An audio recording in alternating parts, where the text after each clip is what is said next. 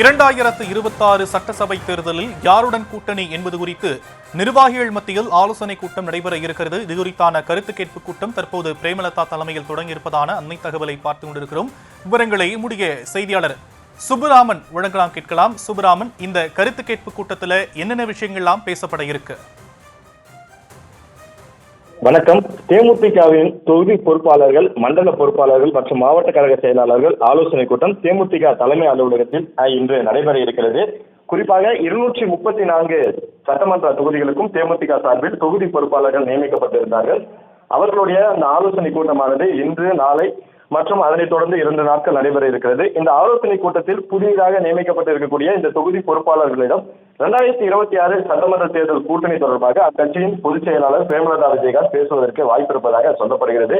தேமுதிகவை பொறுத்தவரை 2026 ஜனவரி 9ஆம் தேதி கடலூரில் நடைபெறும் மாநாட்டில் தான் சட்டமன்ற தேர்தலில் யாருடன் கூட்டணி என்பதை அறிவிப்போம் என்று அடுத்த செய்தியாளர் சந்திப்பில் அவர் கூறி வரக்கூடிய நிலையில் 234 தொகுதிக்கும் தேமுதிக சார்பில் ஏற்கனவே நியமிக்கப்பட்டிருக்கும் அந்த தொகுதி பொறுப்பாளர்கள் அவர்களுடைய ஆலோசனை கூட்டம் தேமுதிக தலைமை அலுவலகத்தில் காலை மாலை என 2 வேளையாக நடைபெற இருக்கிறது.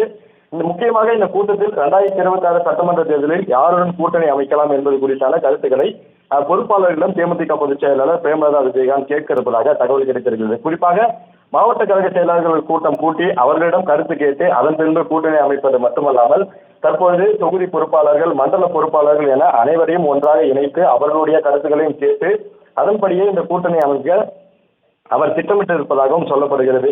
ஏற்கனவே அதிமுகவுடன் இந்த ராஜ்யசபா சீட் தொடர்பாக முரண் ஏற்பட்டிருக்கக்கூடிய நிலையில் எந்த கூட்டணியில் 2026ஆம் ஆண்டு இடம்பெறலாம் என்பது குறித்து தற்பொழுது நிர்வாகிகளிடம் ஆலோசனை மற்றும் கருத்து கேட்க இருப்பதாக சொல்லப்படுகிறது. அதன்படியே 2026ஆம் ஆண்டு ஜனவரி 9ஆம் தேதி கடலூரில் நடைபெறக்கூடிய அந்த மாநாட்டில் அவர் அறிவிப்பார் என்று சொல்லப்படுகிறது. இந்த கூட்டம் முக்கியத்துவம் வாய்ந்த கூட்டமாக கருதப்படுகிறது. ஏனென்றால் 234 தொகுதிக்கும் பொறுப்பாளர் நியமிக்கப்பட்டு மண்டல பொறுப்பாளர்கள் நியமிக்கப்பட்டிருக்கிறார்கள். அந்த தொகுதிக்கு உட்பட்ட மாவட்ட கழக செயலாளர்களும் இந்த ஆலோசனை கூட்டத்திற்கு அழைக்கப்பட்டிருக்கிறார்கள்.